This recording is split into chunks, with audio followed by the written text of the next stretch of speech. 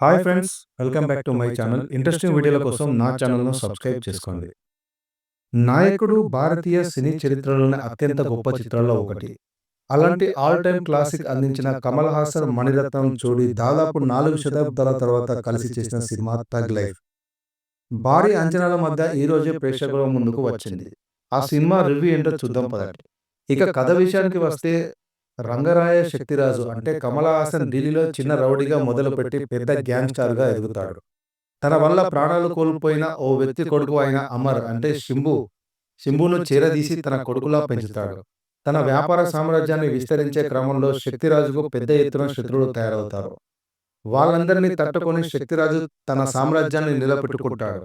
అయితే ఒక హత్య కేసులో శక్తిరాజు జైలుకు వెళ్లాల్సి రావడంతో తాత్కాలికంగా అమర్ వ్యాపార బాధ్యతలు చేపడతాడు.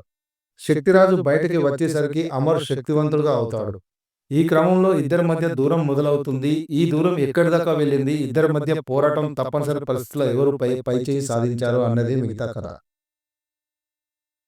'నాయగన్' లాంటి గొప్ప చిత్రం తర్వాత మళ్ళీ ఇన్నేళ్లకు కమల్ హాసన్, మణిరత్నం కాంబినేషన్లో సినిమా అంటే సహజంగానే అంచనాలు ఉంటాయి. ఇక కమల్ హాసన్ సైతం స్టేజ్ మీద మాట్లాడుతూ 'నాయగన్' కంటే ఈ 'థగ్ లైఫ్' బాగుంటుందని చెప్పుకుంటూ వచ్చారు. దీంతో నిజంగానే 'థగ్ లైఫ్' అంతా బాగుంటుందా అని అంతా అనుకుంటారు. కానీ అలా అనుకుని థియేటర్లకు వస్తే నిరాశ తప్ప ఇంకేమీ మిగల్చపోవచ్చు. క్రాఫ్ట్‌ను ఎలా వాడుకోవాలో మణిరత్నంకి బాగా తెలుసు. ఈ సినిమాలోనూ టెక్నికల్‌గా టీమ్ హైలైట్‌గా నిలుస్తుంది. రెహమాన్ బీజీఎం అక్కడక్కడ అదిరిపోతుంది. ఆర్ట్ వర్క్, కాస్ట్యూమ్ ఇలా అన్నీ ఆకట్టుకుంటాయి. మణిరత్నం సినిమాలో కెమెరా వర్క్ టాప్ నాచ్‌గా ఉంటుందని ప్రత్యేకంగా చెప్పాల్సిన పనిలేదు.